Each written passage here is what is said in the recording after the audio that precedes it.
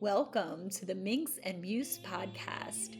I'm your host, Crimson Minx, creatrix of Minx and Muse, a dark feminine playhouse where we awaken our innate magic through esoerotic dance and witchcraft.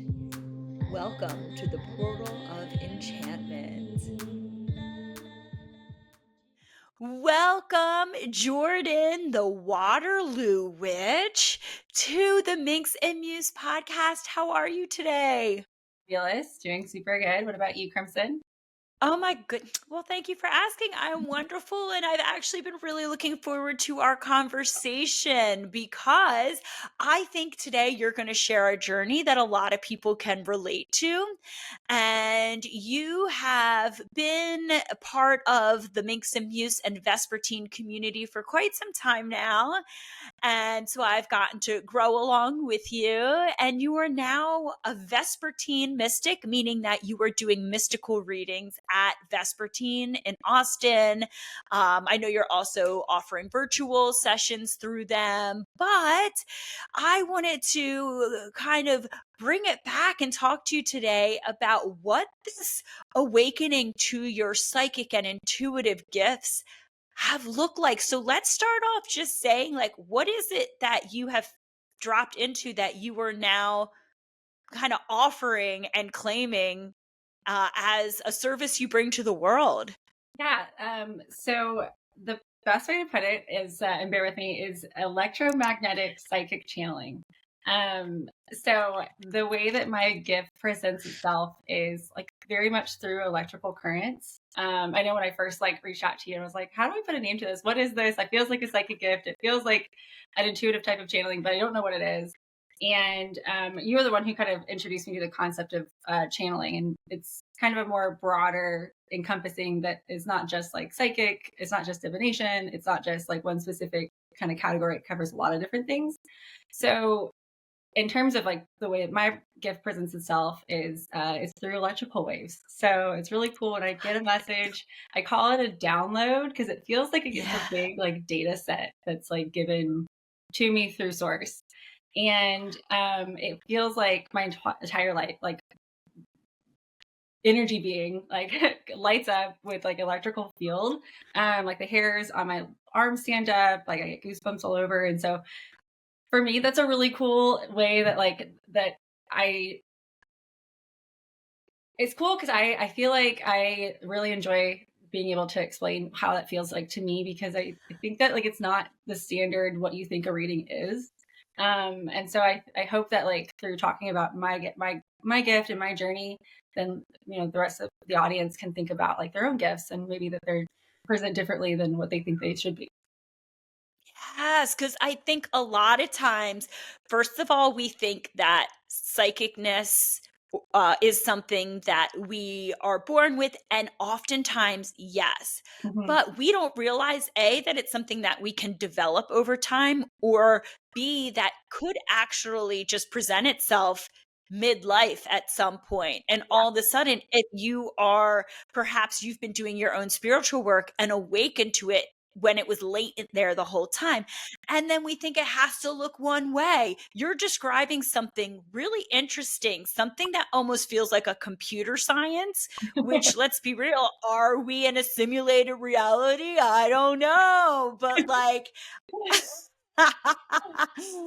if we are, that would make complete sense. But I also think we can experience things despite whatever reality is in a way that resonates with us. So say someone, because I want us to really get an idea of what you're experiencing.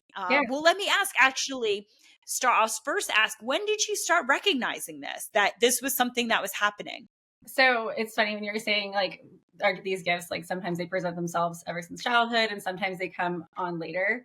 I feel like for me personally, it was kind of like they were like little nuggets or like kernels of inclinations or indications that like I have this gift. And it was just not really like being able to see what they were until here in my 30s. I can look back and be like, oh, all those things actually like they were kind of connected. They were the foundations of this gift. Now that I'm intentionally developing it and trying to like use it for other people as well, it feels a lot more bigger than it had been before. So when I was younger, it Mhm. was anything from like I used to like see trees or see. Oh, sorry, I have a little visitor. Oh, it's a little puppy. It is a puppy. Oh, I'm sad for anyone not seeing the little puppy on YouTube. I felt like they were like, Mama's talking about her spirit work, and I need to be a part of this. Um, so we were talking a little bit about kind of like how the gift, my gift presents itself, and kind of how I like started identifying it. Is that right? Yep. Cool. Yep. So when I was younger, it would be things like simple, like I would like see like almost like hallucinations is like a good way to put it. Like when I was like Wow. really small, and I would like see trees a lot of the times. I'd see like people or but it wasn't like a specific. It wasn't like a ghost. It wasn't like somebody visiting me. It was literally just like a scene, and it was always through like light. It was really it's like a strange kind of concept, but like I think that most people have experienced this. So, and I think they're connected. Have you ever like when you were younger, like you like closed your eyes or you like look into like the darkness and then you see like a bunch of like red lights, like red like. Yeah. So I think that that's like a form of like these like type of like esoteric like psychic gifts. I know there's like a scientific explanation Mm. for it, and I love when science can explain things that are also spiritual. But I think that that's a piece of it because whenever I would get these like weird flashes, there'd always be these like red lights, and then I'd like see an animal or see a tree or see like a scene of people. So that's like something I can think of since I was really little. As an adult, it would come on like sometimes kind of inappropriately. Like I'd be talking with somebody I just met, and then like basically would give them a full reading of their life. And sometimes like it was just not appropriate because it wasn't information that like I had really any business knowing or like just Yeah. it wasn't that I was like had any intention of like being nosy or like trying to pry, but it's definitely like it's been really lovely and beautiful sometimes, and then other times, like some people have been like, "Oh, that's kind of weird." So, so now, like now that I'm like intentionally channeling it, I know exactly what to look for. So, like I mentioned before, I get this like sensation of electricity that goes like from like the top of my crown to my toes. It feels like being like plugged in to like an energy source. And that's like kind of how I can delineate is like, is this advice I'm giving because like I can relate to this person, or these are like my own thoughts independent, or is this a source, kind of a message from source? So yeah. Wow. Okay. So, like, it's really the energy current through you that you can say, okay, this is a connection to source versus like, oh, this is just something maybe that I'm picking up on based on like basic human intuition. Like, there's an because here's the thing, we're all intuitive and we talk about intuition a lot and how there is a scientific explanation. And I'm sure there's scientific explanations for a lot of things, including these little red lights you're talking about. But when you can in your body feel some kind of energetic shift to and you as a spiritual person know, oh, I'm connected to something now, like this is beyond what I could even intuit. To me, that's where like the psychicness and the channeling comes. For me, intuition is something that comes from within, and psychic abilities and channeling are messages that come from without. And it sounds like you're very much like getting this information outside of yourself. Yeah, I like that, like the way that you kind of delineated the two, like inside versus outside, and like so is within, so is without. And so Yeah. I feel like I like the way that kind of you explain that. The message definitely feels like when it's coming from source, like that it's like bigger than me. And sometimes it's Mm. interesting too, like in conversations, like and sharing with people like what their download is or their data set or their message. Um, like the response from people's like energetically is really interesting too, because like I'll see a shift in them. And so like whether it's like a physical shift and like the way that they respond to it, or if it's like like tears, or if it's like it's really strange. Like as soon as like we'll be having a conversation and then like it just kind of like this energy happens and then like the whole dynamic of the conversation changes too.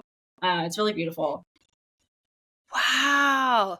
So what are some ways that you've actually been able to use this for yourself? Because I'm assuming this was something you really tested and used for yourself first before you were like, oh wait, this I can integrate this into other people as well. Yeah, it's funny. Actually, I find it easier to help other people with it than I do myself.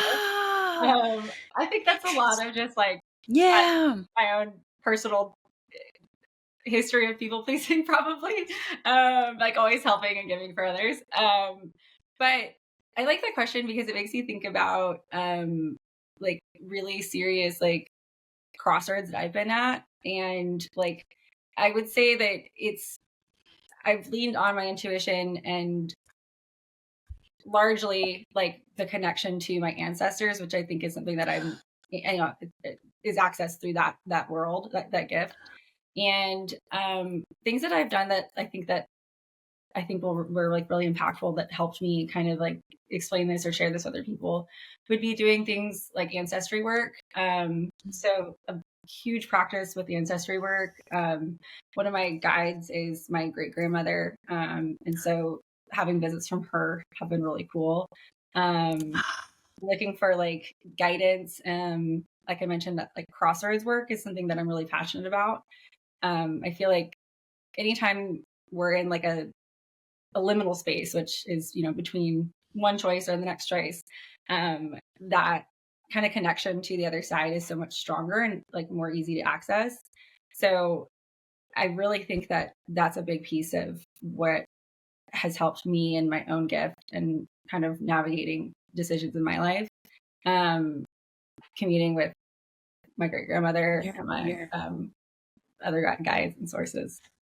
And did you grow up in a family where spirituality and ancestors and things were like talked about and practiced or?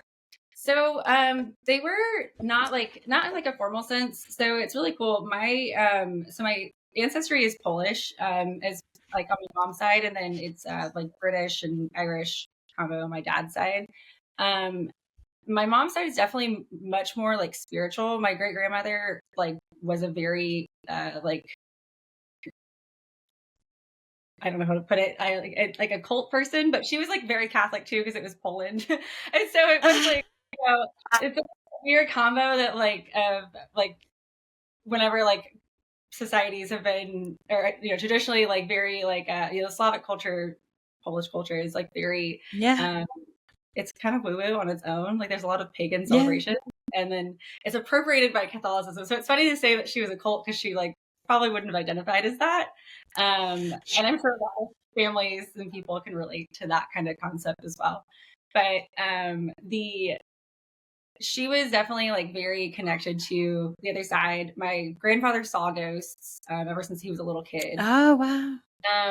My parents have they never kind of like denied or put down the concept of like spiritualism, but they were pretty religious. Like my family was pretty religious. So I think that was like the caveat of kind of what I was describing with like there is this belief in the other side, but it was like kind of behind this like religious overtone, like undertone. Um Yeah. so that's not like exactly like a direct kind of space to that, but it wasn't like denied, I guess is a good way to put it. Yeah, I remember you coming to class one time and saying that like your dad picked up graveyard dirt for you. So it's like sounds like they're not like anti. Also, it's so funny. Two of my ring lights have now failed just talking to you. Does Oh, electronics go out around you a lot because this is crazy? that's really funny. I can see it flickering. Yeah, I Yes, I'm going to go turn it off cuz that's insane. Yeah, so okay, well, I'm just gonna move forward without any ring lights because the energy, you find this a lot with energy workers. They can blow out electronics and lights and light bulbs. So you are harnessing some big stuff right now. So, but I also, you know, returning to talking about your ancestors and your family support and everything, I do recall you coming to class one time and recalling that your dad had just went back to your hometown and brought you back graveyard dirt. So it seems like your family is on board with your witchiness, and that, that's a good thing, that even if, say, they weren't like spiritualist or psychic themselves, it seems like they're Yeah, open to the possibility. I agree with that. I think like open is a great word to describe it. They my dad is that was so funny actually. I couldn't believe that he went for it. He also went to Poland recently, which is where my mom's family is from. And I asked him to do the same thing. He's like, "Hey, do you want to while I'm in Poland?" I was like, "Will you bring me back some dirt?" And so he brought this like Ziploc bag. And, like, it was just really cute and sweet to think about him like going out and like filling up dirt. And I appreciate that he's so willing to kind of humor that. But I appreciate that of my parents, like their openness towards like just like the witchy world in general has something that's been surprising to me. I think as a kid I would have been really like shocked and excited that that's how they've embraced it. I think that one of the things that you said before in class that's like totally resonated with me is the work that we do here on ourselves affects those around us. And I feel like my family has seen like just so much progress and just like coming into my own and like being authentic and being more comfortable with like being who I am through the work I've done through the studio and through Vespertine. And so I think that that's a big piece of it. And it's been interesting. Like my mom, she actually went to like a sound healing circle recently and was like talking about like chakras and stuff to me. I was like, yes, let's do more of this. Keep going. I feel like it's so interesting. Like even like just in conversations with my parents, like they seem more like they're more open now than they were before. And I feel like a big piece of it is because like of seeing the difference that like I've explored and like where I've gotten from it. And I feel like, especially with my mom, I've seen like her kind of explore some pieces as well that like I feel really proud of her for doing that. And I think it's really cool. Which they would have probably never come to that had you not doing that work on yourself, and them witnessing not just the transformation, but also, we always talk about, you're connected to them genetically, and so you always say you're healing future timelines and past timelines of your ancestry as well. So it sounds like that's what you're tapping into. Yeah, that feels, I completely agree. Yeah. And it's, circling back to when you said it's actually harder for you to do the energy work that you're able to do, or the psychic work on other people for yourself.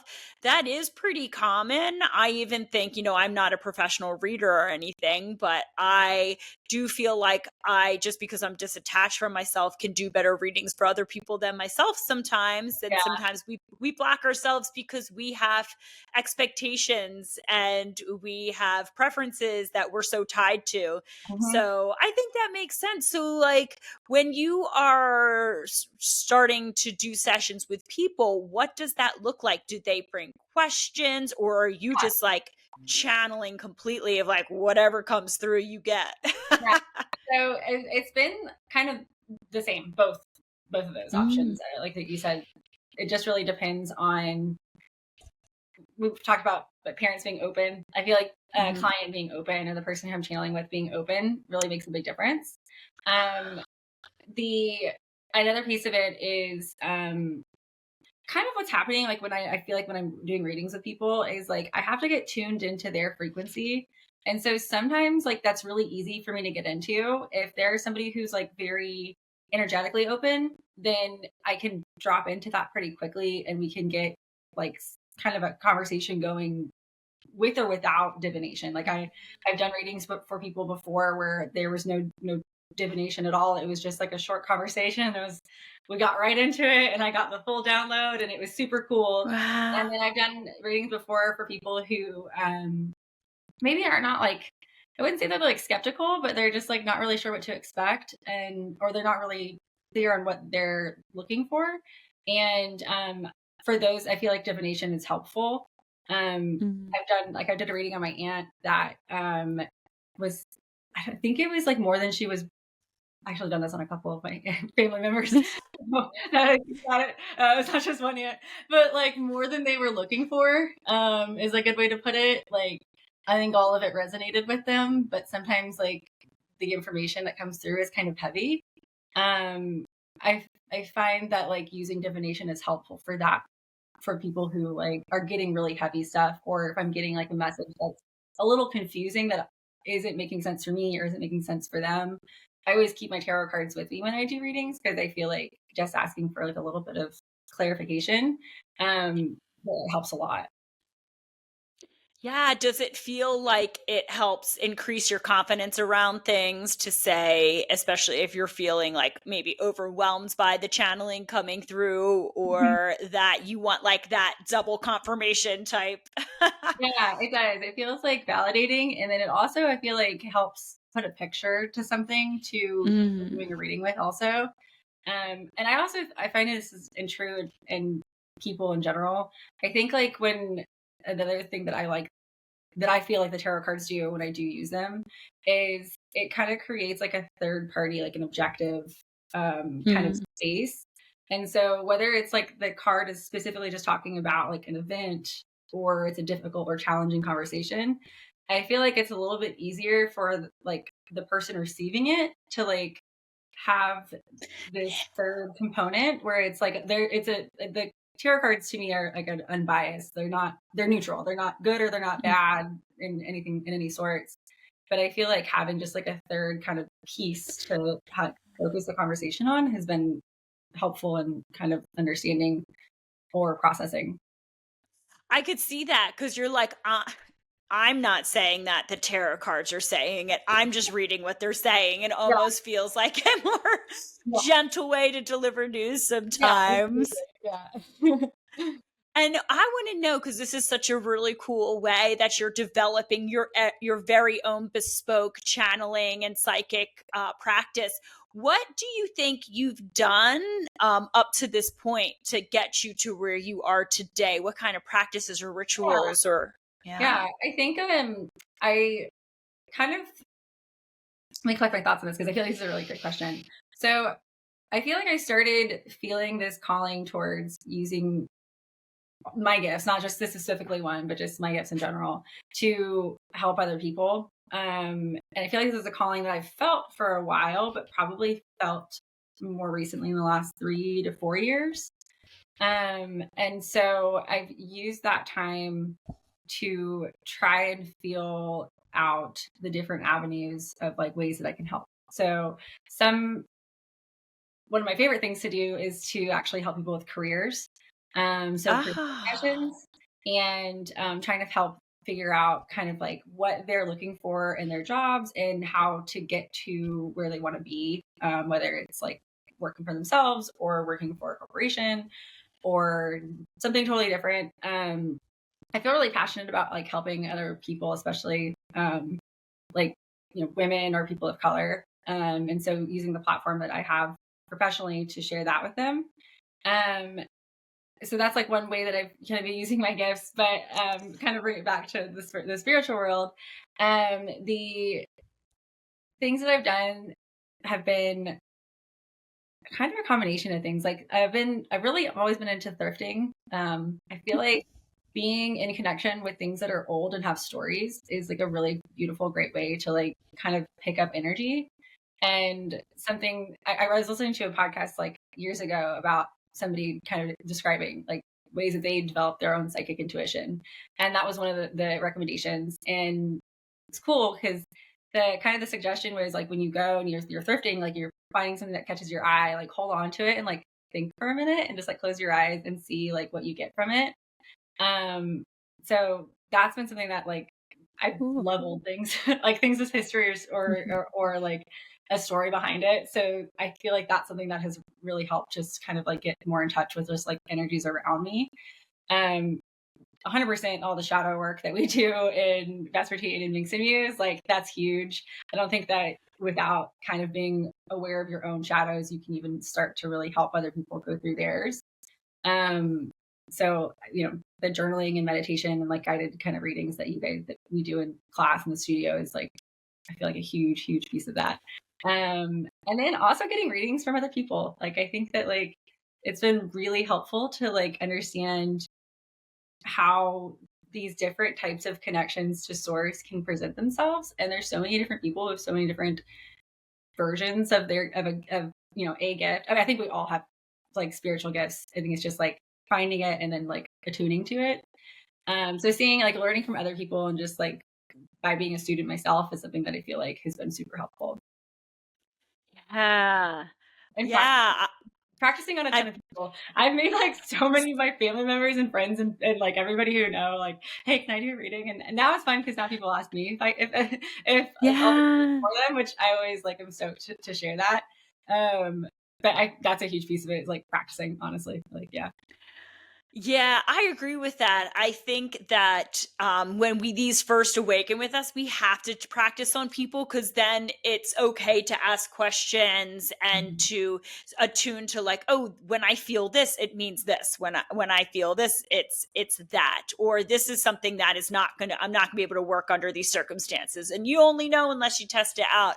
And so, big fan of like using family and friends to help you. So that's cool that they were open to it. And I also really, really love that you have found a niche because those who are in business always hear there's riches in the niches. There's, Yeah. riches in the niches. Yeah. They almost rhyme, but they don't fully rhyme. But the point is that when you can bring your non spiritual world expertise Mhm. and mix it with your spiritual world gifting, I think that is almost like that is the future of spirituality when it comes to Yeah. sharing it with others. And I know, you do sales and you do work corporate. I don't want to reveal anything that you don't want to reveal, but finding success in a corporate world, that may not be for everyone, but it sure is. The right person is going to say, wait, that's what you specialize in. You're my channeler now. Yeah. Yeah. Yeah. So, and I think that the using like the corporate knowledge and like the knowledge I've gained from like the professional space and using that to like help people kind of get in touch with what they're looking for, if that's what the path they want to go, is super rewarding. It's cool because I mean, I love seeing tangible results and like progress is like my favorite thing. So seeing like people get to like work with me and get like land a job that they're really wanting to get or move on to like the next phase of what they're hoping to get from their career is super fun. Yeah, have you worked with people that have perhaps like you opened them up to a career potential that they had never even considered before Yeah. talking to you? Yeah, I have Wow. a few friends, they're friends now, but people that I worked with, and it's cool. Actually, one of them I'm going to speak. I won't use her name, but I'll speak to her story a Yeah. little bit. She was interested in. She was doing like hospital administrative, and you know her degree was in hospital admin. She worked really hard in it. She was super successful as far as like that space. Um, and talking with like me and my so I'll share like I do pharmaceutical sales and I have a Okay. background in medical sales as well. And so kind of like talking with her about what I was doing got her super interested in that. And so we like kind of did some work before. This is like years and years ago. But she was one of my first people that I worked with to do this and was kind of what opened me up to like want to help people in their careers.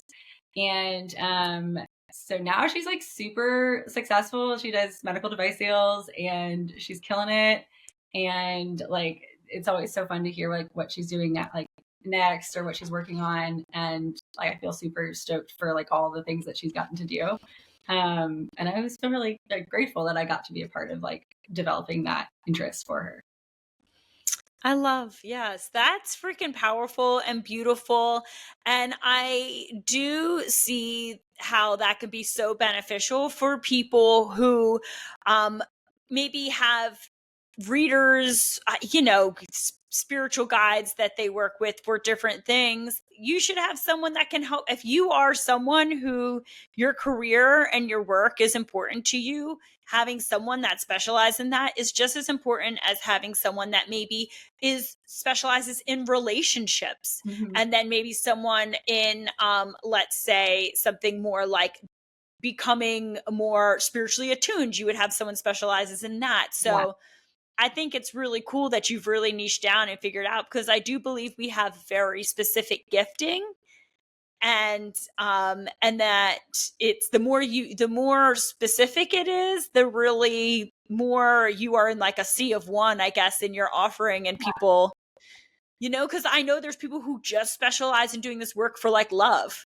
Yeah. And I think that like career wise, especially for like women and people of color and LGBTQ, I think that like the more that we support each other and the more that we uplift each other, like the more impact and power we have as like as collective. And I think that that's something that I feel really passionate about, Yeah. like the building wealth and being able to do things with our the money that we bring in. Like money is energy, and so I feel like Yeah. I feel super stoked on like helping people develop that. Yeah. And I mean, even helping people find positions of influence, right? Because when we can have like minority representation and people who usually, I mean, I think they say something like the percentage of C I think like 93% of CEOs are white men or something like that. Yeah. And so it's crazy. And then, different colored men. And then it's like, okay, and then we got, like the percentage is so low. So when you can support to get people within positions of influence within corporate structures, you are literally changing the world, because Yeah. you're changing how those corporate systems will operate from the inside. I think sometimes we get so precious with our magic that we forget that we live on earth in a mundane world, and we get so disconnected from that world, and we forget, like, hey, these gifts are actually tools to change the current systems. And the Mhm. best way to change the systems are starting with ourselves, starting with people we have immediate influence over, whether that's just like a friend that you're supporting through shadow work, or a family member who you're trying to help like do better in their career. I think it's when you think about how fucking cool is that you're able to do that. Yeah, I love the way you said that. Like that we uplift each other when we're putting these like kind of more representation into positions of influence. Um, I like the word influence more than the word power. I used power just a moment Oh, ago, but I feel like yeah. influence is Good. so much more impactful. I think it encompasses like I don't know. It's like a what we really want. I think is that is positive influence, and I think making like the more that we can like use our influence to influence other people is like for the good is like I don't know, I feel like that's the whole point of being on this big marble is like to This like try and uplift other people. Yes, and like and supporting people with similar values that you have. Like we talk about this, we will do usually once a year some kind of theme around like money or finances in the multiverse. And we always have this same conversation that imagine if the witches were holding the finances and the strings to the money bags right now. How different, do you think that witches would be putting all of our resources towards war, or do you think they would be putting all the resources to preserving the planet and the inhabitants? And so it's one thing to think I'm going to be a Buddhist monk on a mountaintop, and I'm going to go and have a silent retreat, and I'm going to just connect with whatever spirit is to me. That is a version of spiritualism. Yeah, no, I um but there's a version of spiritualism which I think is a lot more effective, and why we're here on earth, which is being spiritual within the mundane world. That's the challenge. yeah, yeah, yeah, and I think that like the while solitude is super important for like connecting to our spirituality. and getting to, wow, sorry about that. I have a lot of excitement here. Messed with my electrical tape. So as we're talking about community, and like I think that like the spirituality can definitely be accessed through solitude. It needs to be like we have people to go into the shadows and like kind of Yeah. work with ourselves and sit with ourselves in order to be able to like share and share who we are with everybody else. But I think like yeah, finding magic in the mundane is a big piece of that, and like doing that in community is so much more powerful. And so like uplifting the communities that we're in, or advocating for other communities that we may not be specifically a part of, but are have some intersectionalism and have connections to, and want to use our platform to promote those. I think is like that's like I said, that's the whole point of being on this big marble. Ah, I love it. The big marble. Yes, I agree. I mean, I agree with you 100%. And one thing that I really love in the new paradigm of spiritualism is that it's not something that is reserved for Sundays, right? Where it's like, oh, on Sundays, I'm spiritual. The rest of the days, or, during my morning readings or whatever, Bible studies, whatever you're reading, doesn't matter. That's when I'm in my spiritual space. What if like we are just spiritual humans at all time and we allow that to guide us in how we, change systems? Yeah, no, I totally think so. And I think that like this spirituality, like we are spiritual beings all the time. And and it was coming up for me again is like this concept of like how we're electrical beings. And like again, that's like a big piece of like kind of how I connect with the space, with this realm, with this world.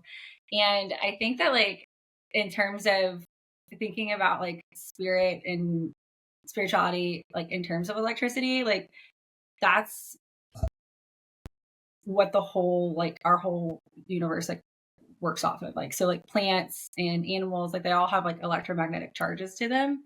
And I think that like if we do something that influences something else next to us, a lot of that has to do with like the way they like electrons connect to each other.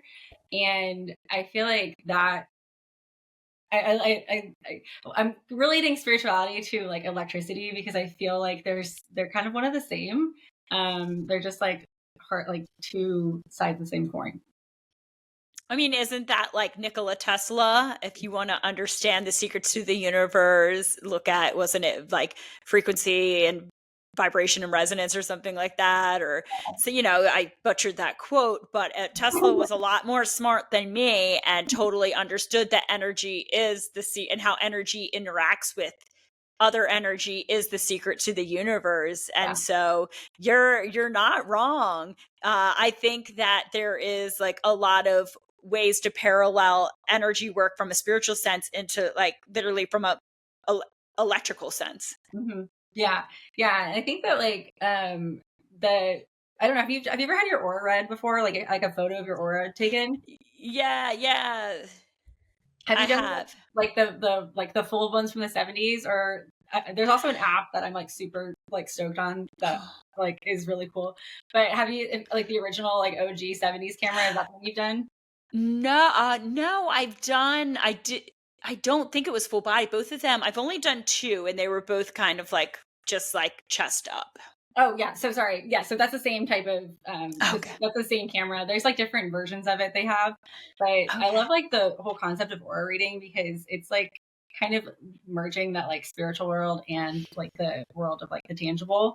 Like getting to see things like is really important, I think, for like being able to connect to it or understand it. And Yeah. what is super cool about like the way that aura like cameras are developed and like what they're reading is it's actually I'm going to dive into a little bit of the history of this if you're cool with Yeah. it. This is like one of the things I think that like really got me interested in like this whole space of like energy reading too. So the aura photography is like based off of something called Carillion photography, which was discovered in like I'm not going to give a year because I don't remember, but a long time ago, and way before the 70s. And so it's essentially like this. It was an electrophysicist, and he determined that the electromagnetic charge of like anything, like or a plant or a person or whatever it is, can be captured by passing like an electrical charge over it and like taking a photograph at the same time. And so like you Mm. get all these really beautiful pictures of, I don't know if you've ever seen them before, that they're like it's like kind of looks like an outline, and it's like everything's blue around it, and it's like kind of like tendrils around it. Have you seen those before? Yeah, yeah. So that's like Kirlian photography. So aura photography is like combining that, and then like puts in like this algorithm that associates like the intensity of the charge around the device into the color spectrum, and then the color spectrum is what we interpret as like that's a red aura or that's a yellow aura or things like that. So I find that so cool and interesting, because I think that that's like that aura space is like a space like where people can see these unseen things, I guess. Yeah. I mean, the that's it's amazing that they've been figuring out how to like literally physically perceive it, but we understand it to be the case even if we can't see it. We know that energy is you can read someone's energy when they come in a room. Like, do I want to be closer to that person? Do I want to stay away from that person? Right. Yeah. Um, like it's I mean, animals feel it all the time. If I'm in a bad mood, my cat is like never near me because she's like and it's I'm not saying anything, she just can feel it. Yeah. So energy is everything, and I believe as witches that having some kind of understanding of energy and an energy practice is imperative. I don't like to define what it means to be a witch, but I would just think you would be not practicing in your fullest potential if you weren't really interested Yeah. in energy in some capacity. Yeah. Yeah. I feel like I think that that's like a big piece of being a witch is like being aware of like the energies of everything around us. Whether that's like using, I mean, I think that like it's interesting, like energy work, like the concept of energy work to me feels really broad because I could even relate that to like herb, like herbology and like Yeah. all these different spaces that may not to like traditionally be seen as energy. Because I think that's what we're doing when we do like a type of like a spell or ritual is like we're imbuing like the energies of these like objects or colors, and we're like kind of invoking, our own will with it. Um, so I think that that's, I agree with you. I think like a big part of being a witch is a connection to energy. Yeah. And it's the thing is, this is why I always say embodiment is so important. If you're disconnected from your body, it's going to be hard for you to understand the subtle differences in energy. Mhm. And but it is something that, as you spoke about earlier, is developed over time. And I guarantee, Jordyn, that you will in 5 years when we talk, you're gonna have such a more deeper developed energy practice Mhm. that is going to look completely different Yeah, as you kind of fine tune it and learn to communicate with your own energetic influence more. I hope so. I hope I'm always learning. I feel like Yeah.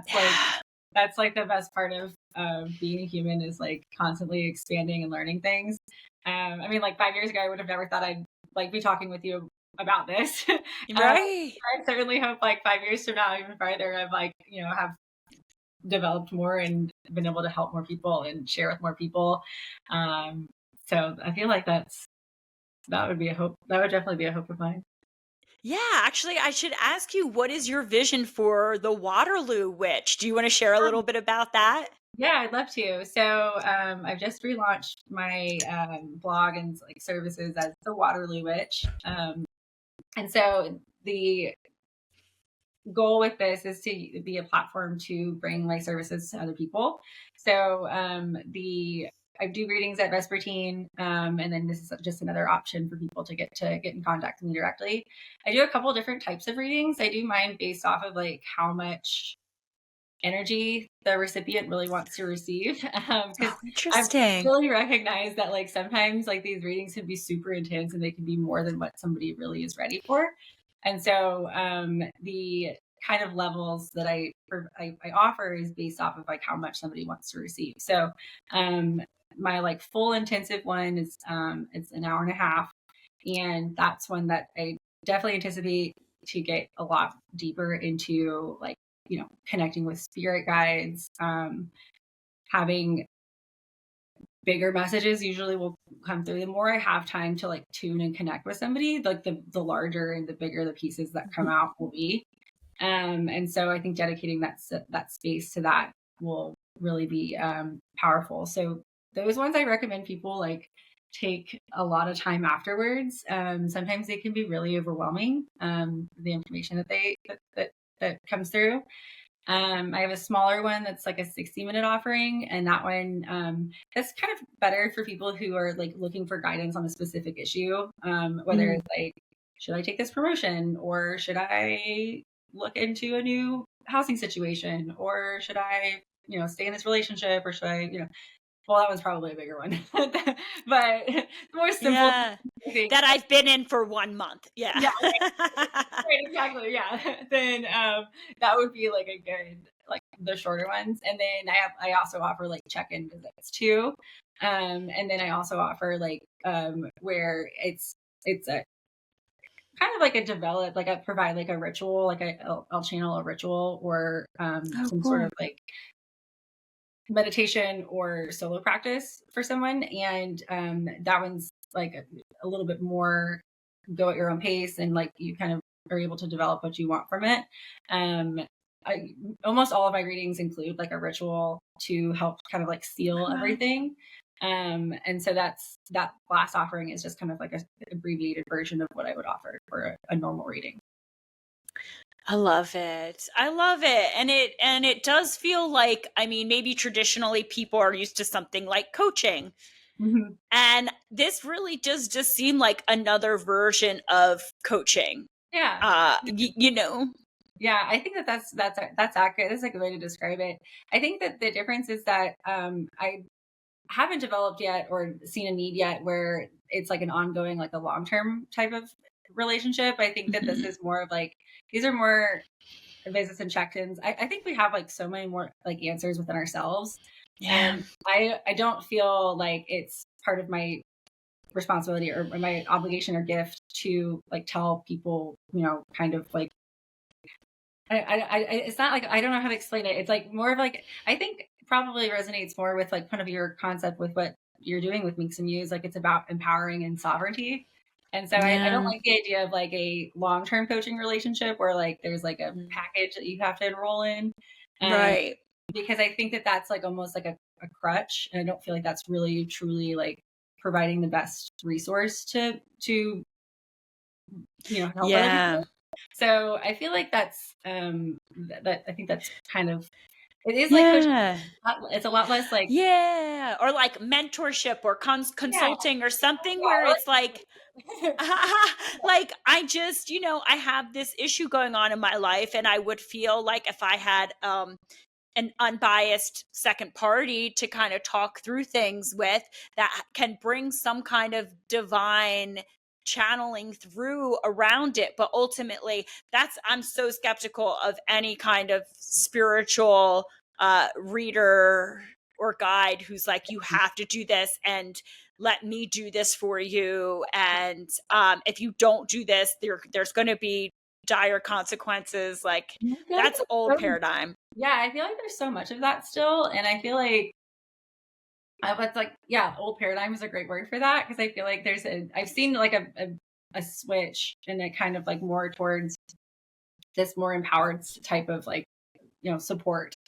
Yeah. And I hope that there's more of that because I think that that's like really, I think we all, like I said, I think we all have the answers within ourselves. It's just like accessing it. And sometimes like I get readings done to help access those things for myself because I Yeah. think that it's just helpful to have like another person or being help kind of like pull those pieces from like our own psyche that's all like locked in there.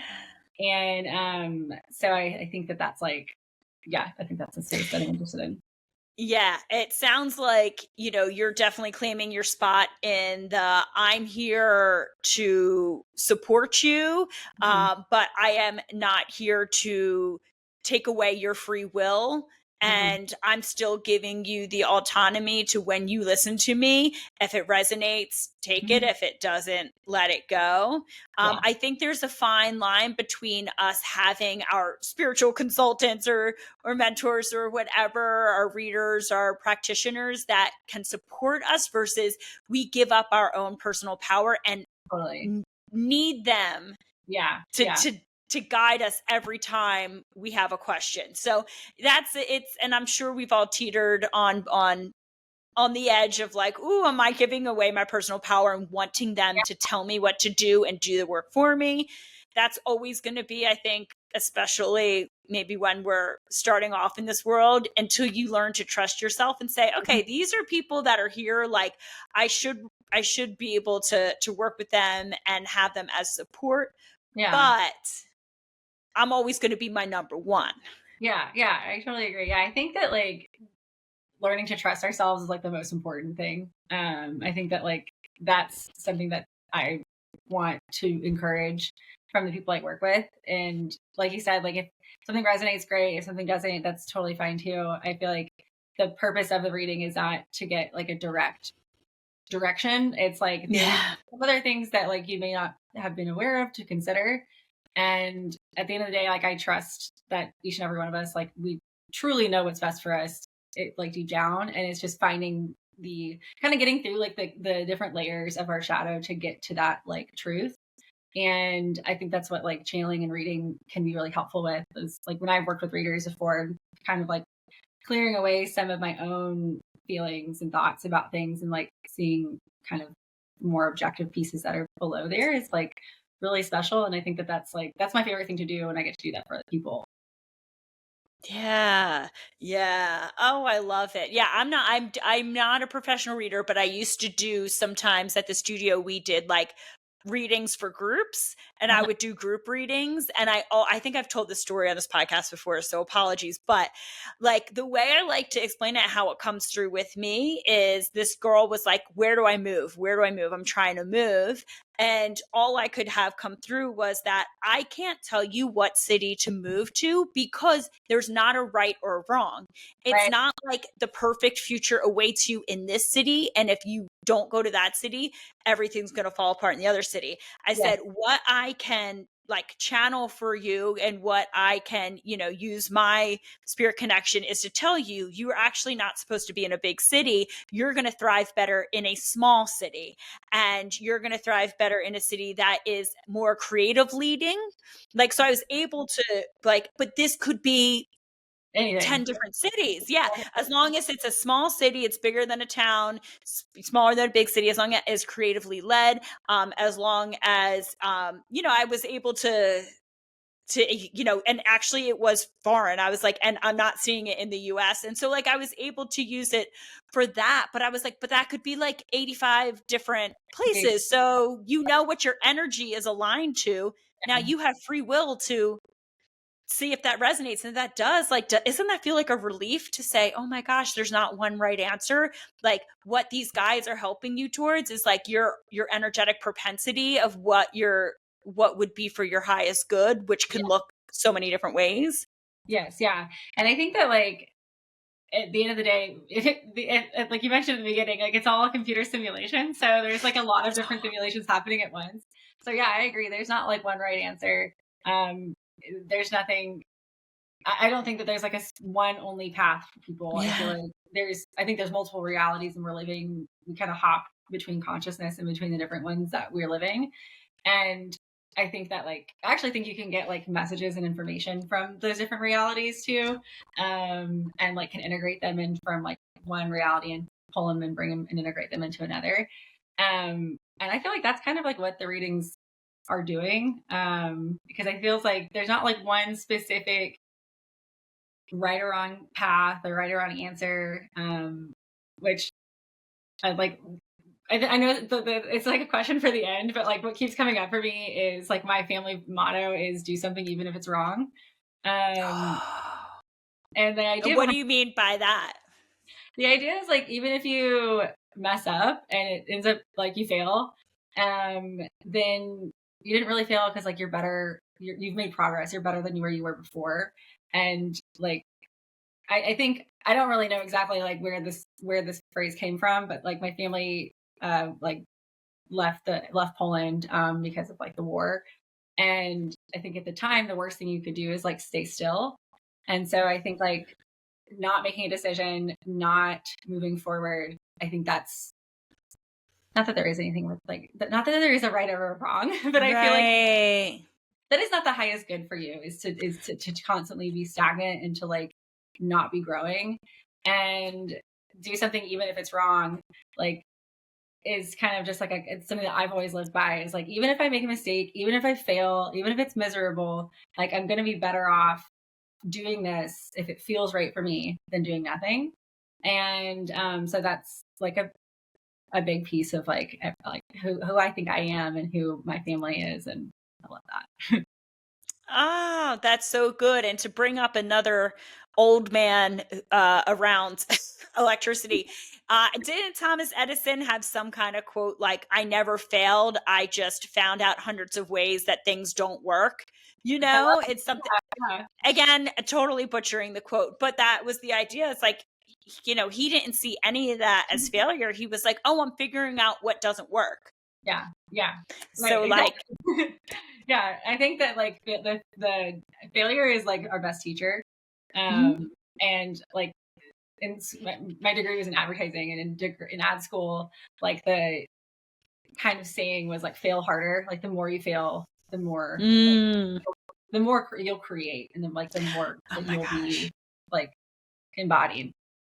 If you're precious with your creation and your creativity, oh my goodness, you're never going to create anything Yeah. meaningful because you have to, I went to school for visual arts, and like you get ripped apart pretty Ugh, deeply, and that's brutal, but then it teaches you that, that you have to kind of put shit out there first to yeah, to find greatness, yeah. I find so it very challenging to think of like because that's so feels like so counterintuitive to I know. like visual design is like Yeah. I mean when I'm doing like a brainstorming session with like either like a client or a coworker or somebody I'm working with, like I always say like there's no bad ideas, like just bring out all Right. your ideas. Like that's the killer to creativity is like being afraid or a failure. So Yeah. criticism too. I saw that's so strange to me that like I know that that's such a big piece of like what designers have to go through, but it's so strange to me because it feels like so counterintuitive to the design process to like Yeah. things like that. I think it was necessary to get some egos in check too, to be like, you're a college kid that, you gotta see different perspectives. But yeah, but you learn from that. And then next time you create, you're like, oh yeah, you know what? I see why they were saying that didn't work before. And so yeah, it's just, you take it a bit more personally when it's creativity than like a math problem. And you're like, well, I just mathematically didn't figure it out. And it's like, no, this was my vision. So, yeah. Yeah. Which is the same thing with your energy work. It's the same thing with your spiritual work, with your spell work. You need to like, see, some things will fall flat, and that's okay. Imagine if, because in the beginning, you maybe perhaps your psychic abilities or your energy connection didn't feel like fully on board yet, so you just walked away from it, as opposed to saying, okay, well, that reading didn't work out, or that hunch didn't work out, but now I see that, oh, I have to feel it here. Oh, okay, now I understand. Like, I think that was a beautiful metaphor for how you're growing in your channeling. Thank you. I appreciate that. Yeah. So, how do we feel about moving into, was there anything else you wanted to share, I guess, before we moved into our final questions? No, I think that's great. I feel like we were leading into it. We kind of already talked about, but maybe you have another one. But the question, our first question that we ask all of our guests is, what is your personal mantra or source of daily inspiration? Yeah. So I mentioned my mantra, which is the do something if it's wrong, but maybe like a daily source of inspiration, because I like kind of thinking about that. Honestly, like I just love a good tree. Like there's some trees in my yard, and like I just feel like constantly like grounded by them, just like looking at them. And I feel like they're the most beautiful tree that I have seen in Austin, at least, is at it's a restaurant called Vinaigrette, and it's this like massive tree in the backyard. And when I think of like I mean, I love all trees. I'm a tree lover for sure. So no shade to the other trees. But when I think of like a Ah, impactful tree, that tree is like I couldn't put my whole arms around it. Like you need three of me, wow. maybe four to get around it. It's like the coolest tree. So I recommend now that it's starting to finally cool off, check out Vinaigrette and go sit outside by the tree because it's like it'll inspire. It, Ah, go hug a tree. I love it. All right. And what is your favorite sensuous indulgence? I gotta say saunas. I love saunas so much. Something about like the heat. I like infrared saunas specifically, the ones that you can like change the colors in. Oh, cool. Because I think that like it's really cool when you like look at like the again, I love like finding connections between like spiritualism and science. When you look at like what the different colors are supposed to do for your sauna, they're directly connected to like healing different chakras. And so like the my favorite one is the green light in the sauna, which is like the heart chakra. And it just feels like so good. I don't know, like it just feels peaceful and lovely, and like all the different colors like have different uses, like depending on what you're needing. But there's just nothing better than just like being really hot that you can't think anymore. It gets me like completely out of my head and like fully into my body, and just like enjoying like that moment. So sauna is definitely like Love it. And bonus with the colors. Ooh. And finally, what does living fully in your power as a witch look like to you? yeah, I like this question. So I thought about this one a lot the last couple days. And the for me, living fully in my power as a witch, I think is using my magic and my spirit to make my life and others around me better. I think like even just the simple like trying to improve my own life and my own living and like happiness and joy, I think it that helps other people because we're so connected. And then I love that in doing that, you're able to like help other people too. And I think like using our voice and like using our energy to like, you know, make this place a better place is like the most important piece of being here. And so I think that that's like, if I could have a call to action is for people to register to vote. So for everybody, if I know that Texas registration is ending soon, but like use our energy, use our voices, like those are all ways to do that.